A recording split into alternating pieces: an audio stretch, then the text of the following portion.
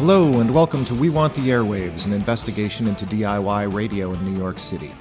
My name is Tom Tenney, and for the next half an hour I'll be your guide to the world of DIY radio and microbroadcasting, a term that describes the operation, licensed or not, of low-power radio transmitters under 100 watts, which was, until recently, the minimum amount of power one needed in order to become licensed by the FCC. I'll examine the question of whether new technology is causing a migration from microbroadcasting to internet radio, and how this change of media might affect the way we experience a medium that's been with us for over a century.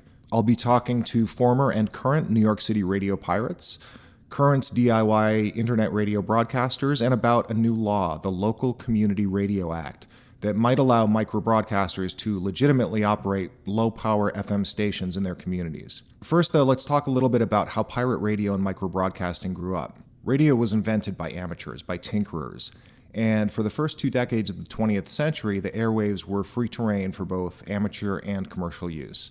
With the Radio Act of 1927, the government became the de facto gatekeepers of the airwaves and created the Federal Radio Commission, or the FRC, later to become the FCC. In 1930, George Fellows gained notoriety by becoming the first person to be prosecuted under the Act for broadcasting without a license. But it wasn't until the 70s and 80s that unlicensed broadcasters began to infiltrate the airwaves in any significant numbers. There were a number of reasons for this. One was that in 1980, the FCC increased its minimum power requirements from 10 watts to 100 watts. Now, this change effectively barred many localized and low-budget radio operators from operating legally simply because the costs involved in setting up for 100 watts are exponentially greater than setting up for 10. Some of these broadcasters still felt, however, that they had a First Amendment right to use the public airwaves, and they stayed on the air as pirates.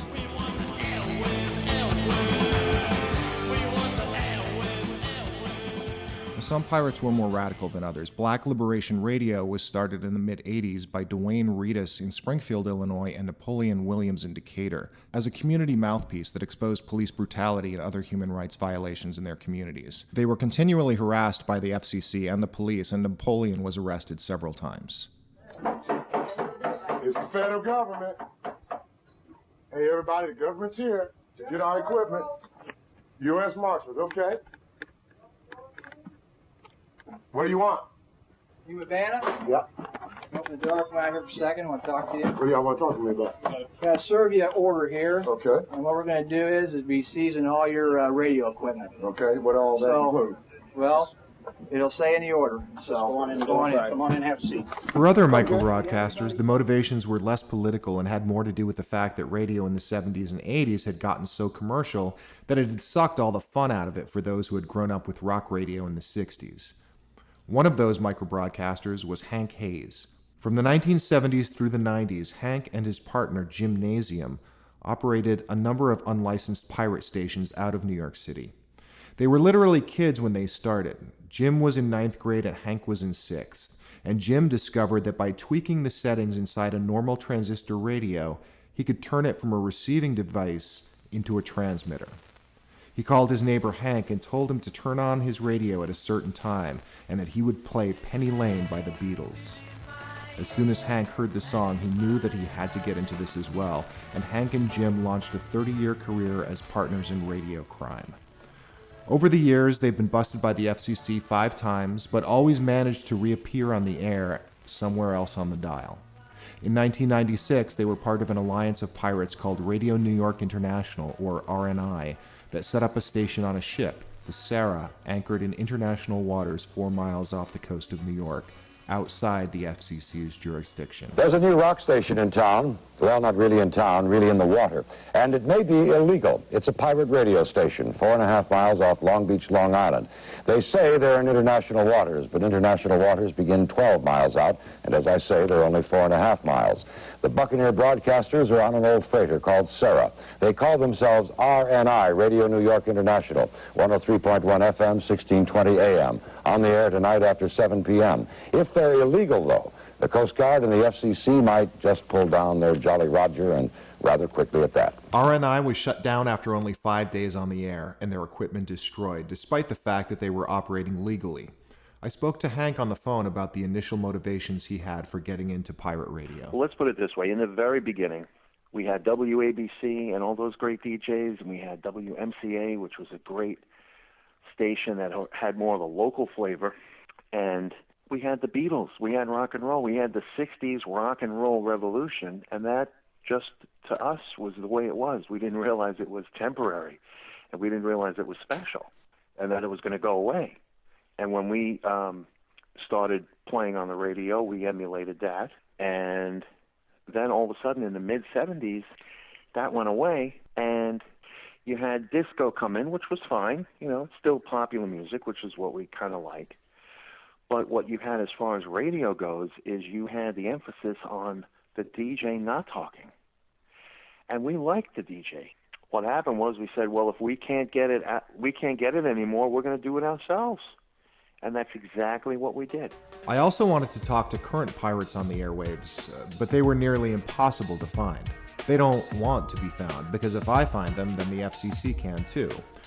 But could it also be that there simply aren't as many of them anymore?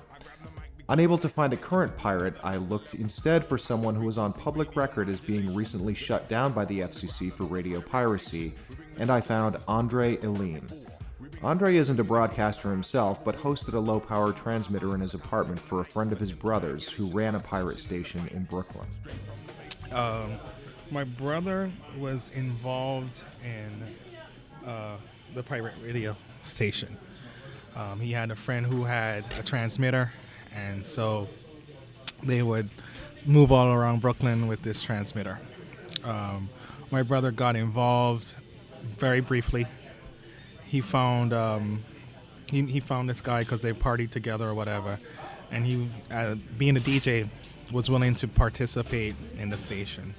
So they came to me because I lived in a building that had a 10-story, and I could get roof access. And so we discussed it. The guy explained to me that it was pirate radio station.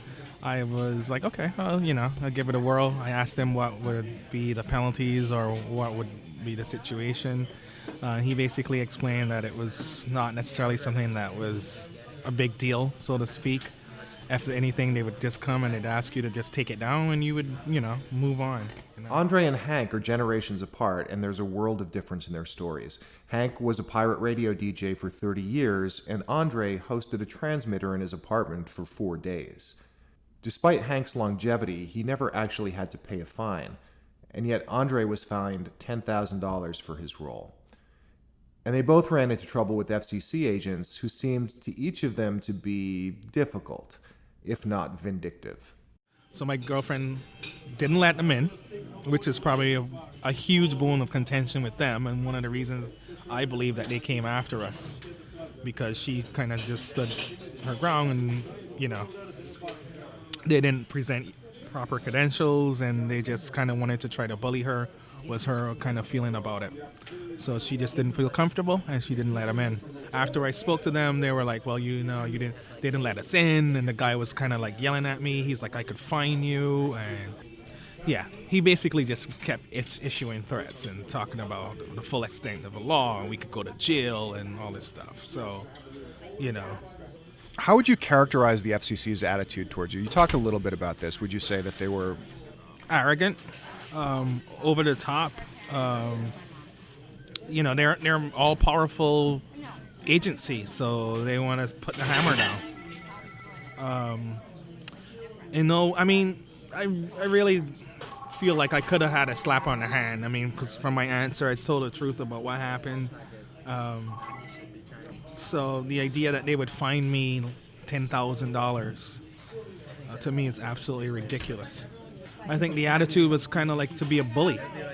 Yeah, it's absolutely made an example of. There are people out here who have been doing pirate radio and ducking and dodging, and in some cases they've been found, and I know for a fact they didn't get any $10,000 fine. Unlike Andre, veteran pirate Hank Hayes never paid a dime to the FCC, but he also got the sense that for the FCC, shutting down his radio station was a personal vendetta. Well, in the movie Pump Up the Volume, you have the villain, which is the FCC agent. Well, that is based on a real-life FCC agent. And he busted us.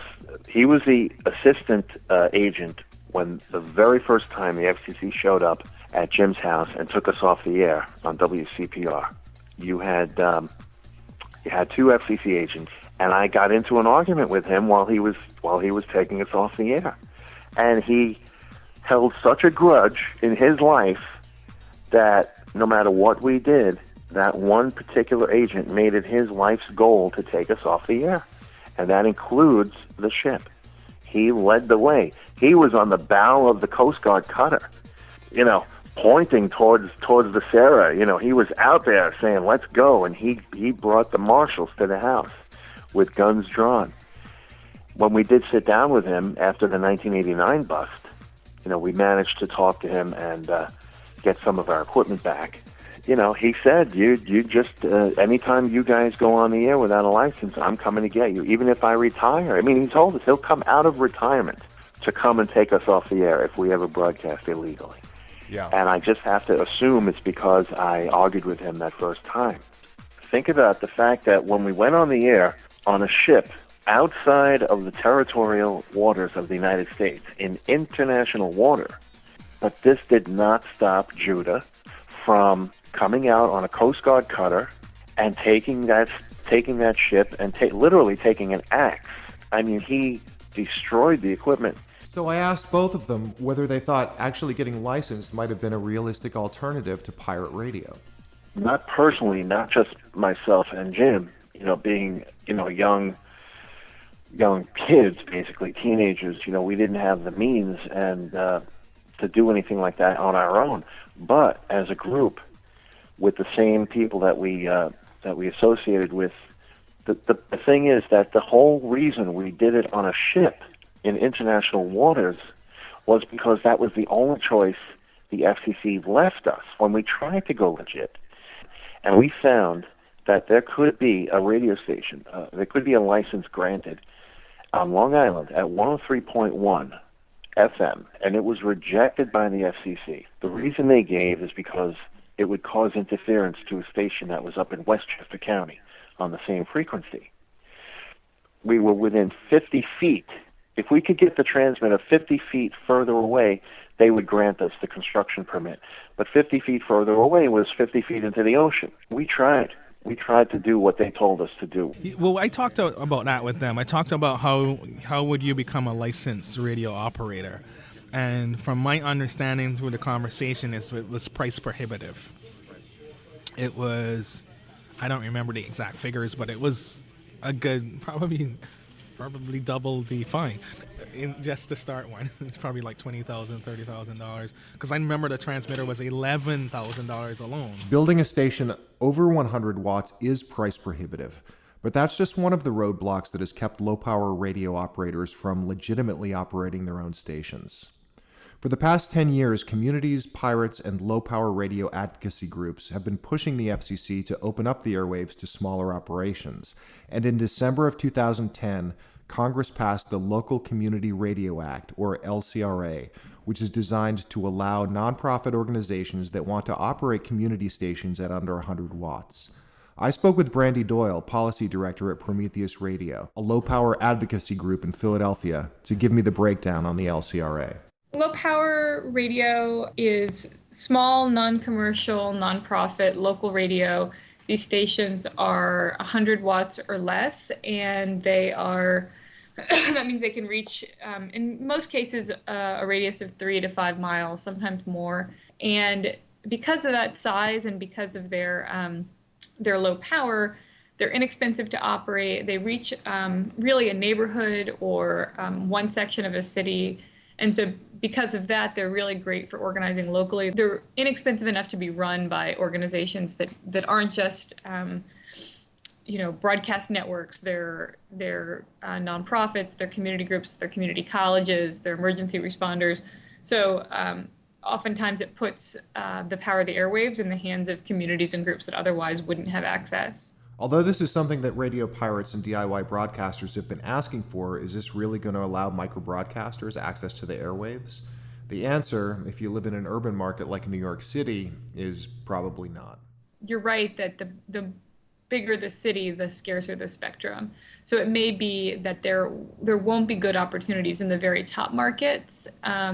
New York, LA, Chicago, these are the very top markets. And in those very largest cities, the top 5 or 10 largest cities, we may not see opportunities outside of those very top markets. We do anticipate that there'll be opportunities right downtown in many cities. But a lot of that is to be determined by the FCC's implementation of the Local Community Radio Act, which is happening now.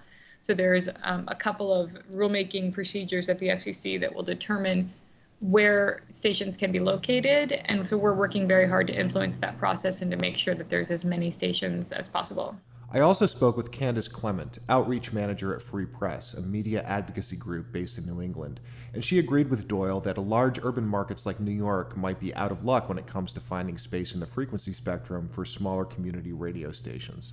Unfortunately, for a city like New York, it's not very likely that there's going to be any space on the dial, but, in many other major cities like in Atlanta or, many of the cities in Ohio, it finally opens up a possibility for these kind of stations to go on the air. And to apply, you have to be a nonprofit organization. Let's circle back for a second to this question of spectrum space. I've heard basically 2 points of view, and one is that spectrum space is a very real concern, that there actually is a limited amount of space on the radio spectrum. And then there are other pirate radio microbroadcasting advocates who say that that is actually something that's a concept that's not necessarily made up, but blown out of proportion by the FCC. And if you're doing a 1 to 5 watt transmission, then there are easily ways to fit into the spectrum. Personally, I don't think it's as much of a problem as it was when, say, these rules were initially created. It's not necessarily a bad thing to have a 1 to 5 watt station serving one community, and then you hop over to the border and there's a different one serving the next. I think What you have in a city like New York is just a lot of entrenched power to some extent. The way that we've gotten very used to the way that things are, which is that these people have these licenses and that's it. And there should be mechanisms to take those licenses away if these stations aren't serving the community. But the way that license review process has gone at the FCC, it's just like rubber stamping. So these stations do have to apply to renew their license, and they basically just fill out a form, and the FCC is like, cool, nice work, here, keep broadcasting.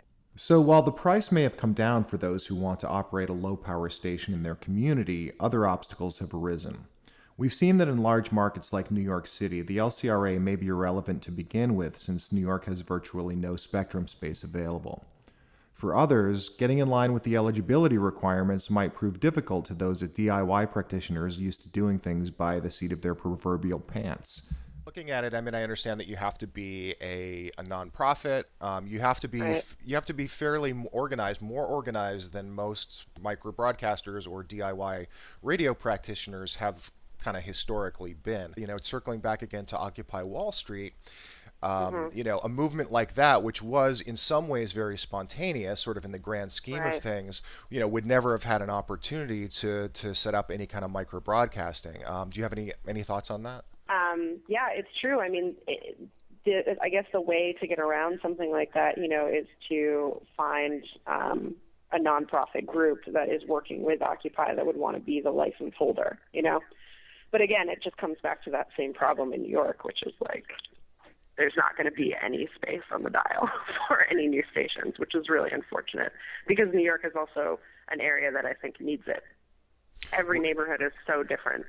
But it's really amazing on the opposing side, like how many people care about this. Like we were talking earlier about whether or not there was really even an interest in radio. And for us and for our activists, we have 500,000 members in our organization. And LPFM was always one of those things that they just cared so passionately about.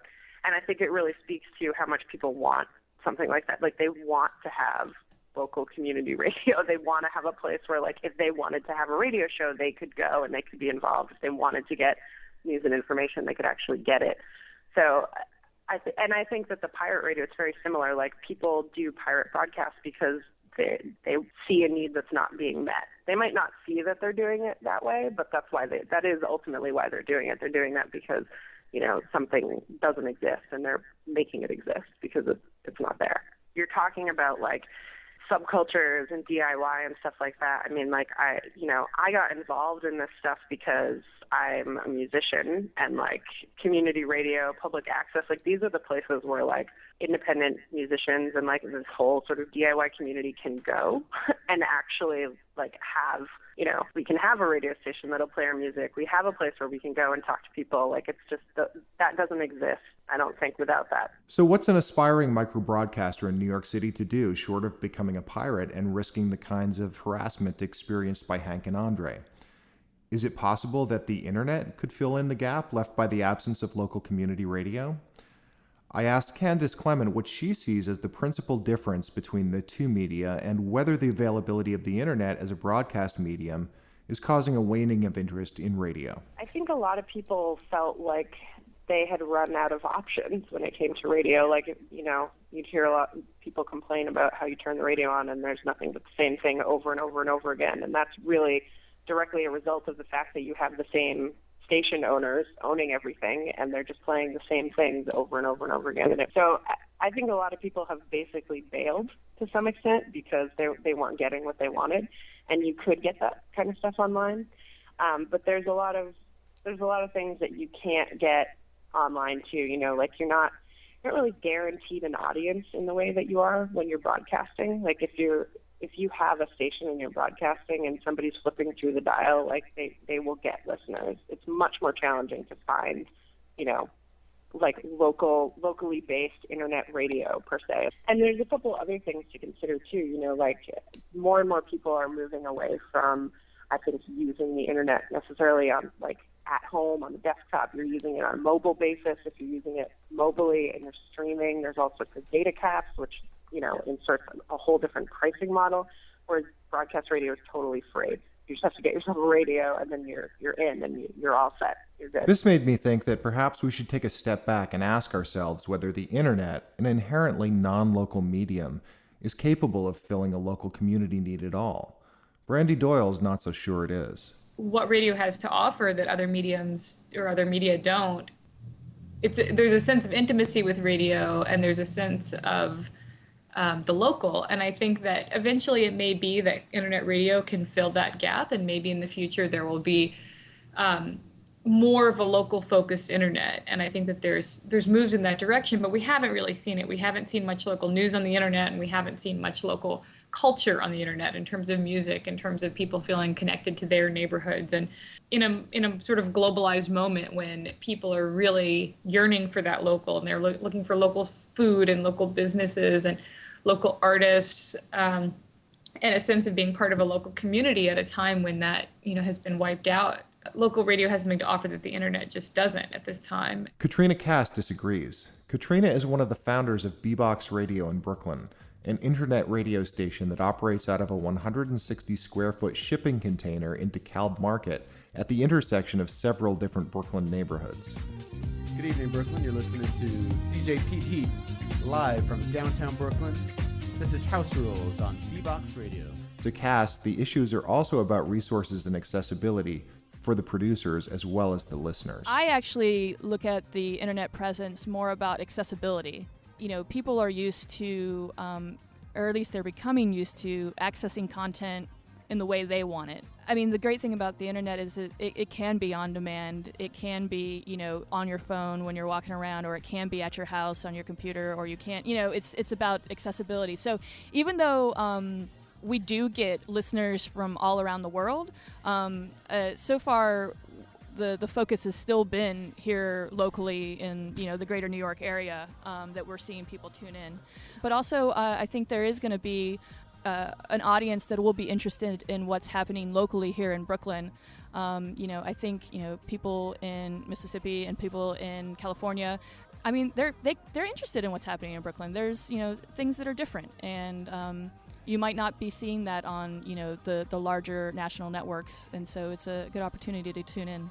I think at the end of the day, it all comes down to just a medium to share content.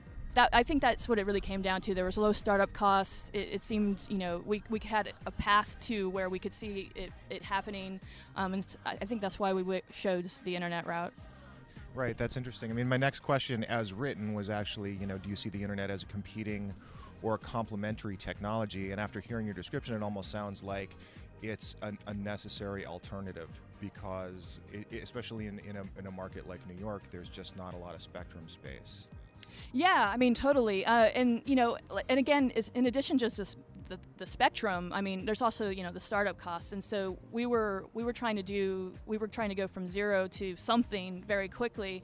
And really all we had was a small stipend that pretty much covered, you know, the insurance for the box, and then everything else was coming out of our pocket. So if we went to go try and get, you know, some sort of transmitter for a space that doesn't even, you know, exist for us, it just didn't make any sense. A web server is like $100 a year at most, and, you know, it's very reasonable to get started.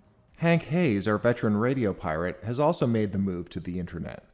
I asked him why he switched from one medium to the other. In the very beginning of internet radio, audio streaming over the internet, it kind of had the sound quality of listening to a shortwave station.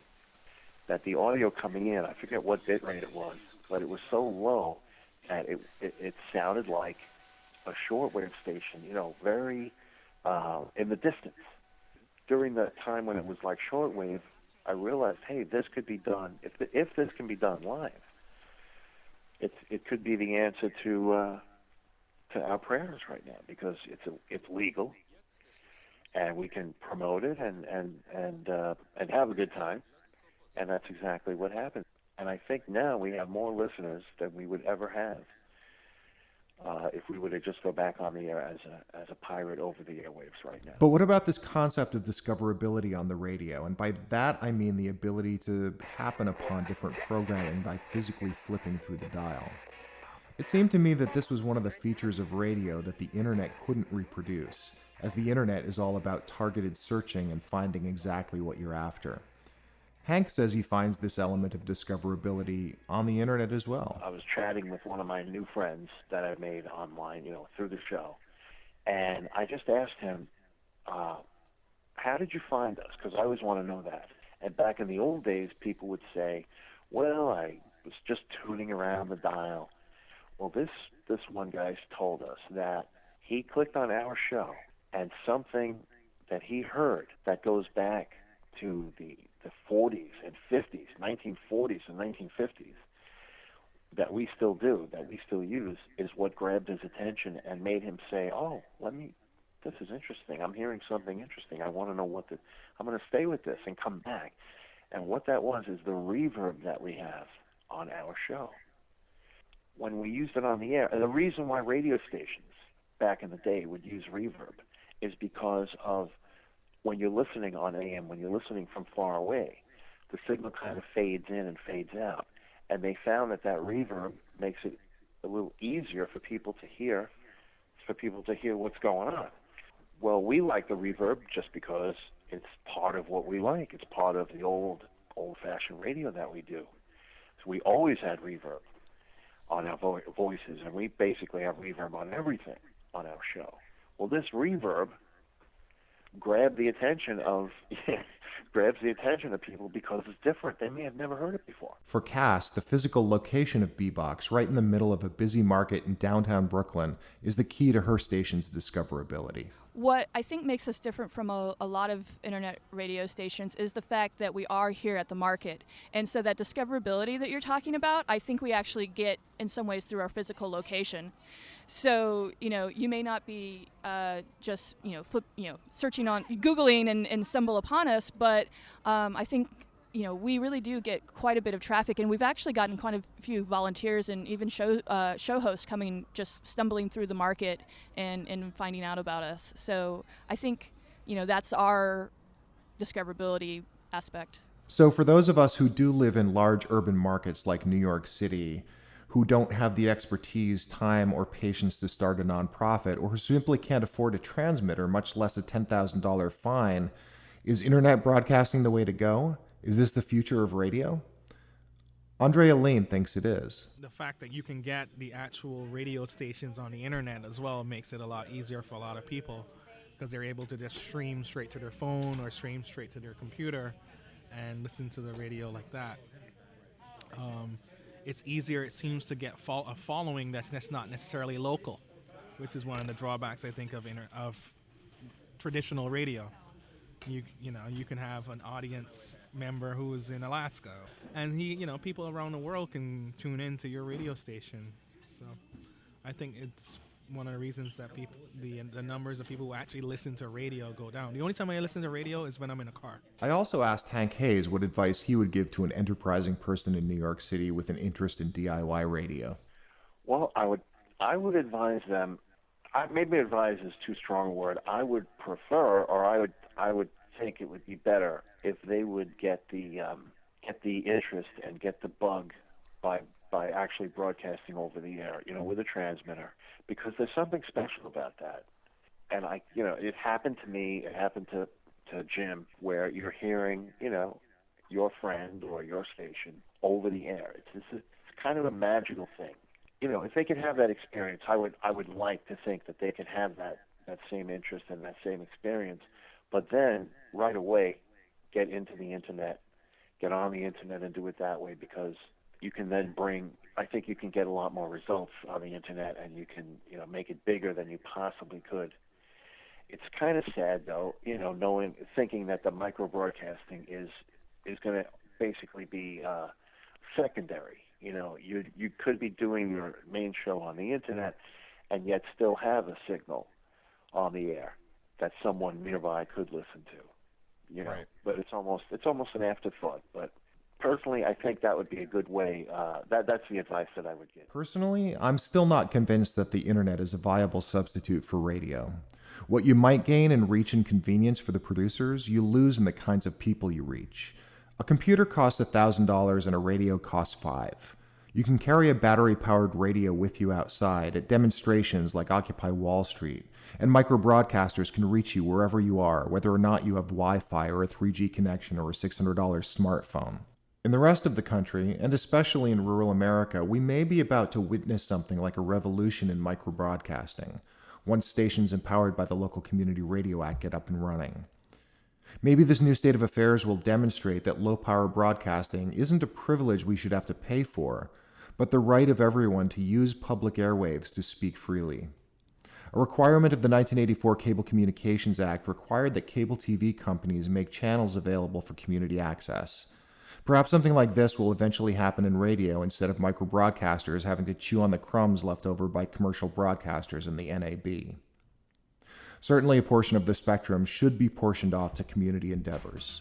In the meantime, until we have such things come to pass, and as long as radio exists as a medium, there will be pirates on the airwaves. Interrupting all programs. This is a radio clash on pirate satellite. Orbiting your living room, cashing in the Bill of Rights. Human army surplus or a few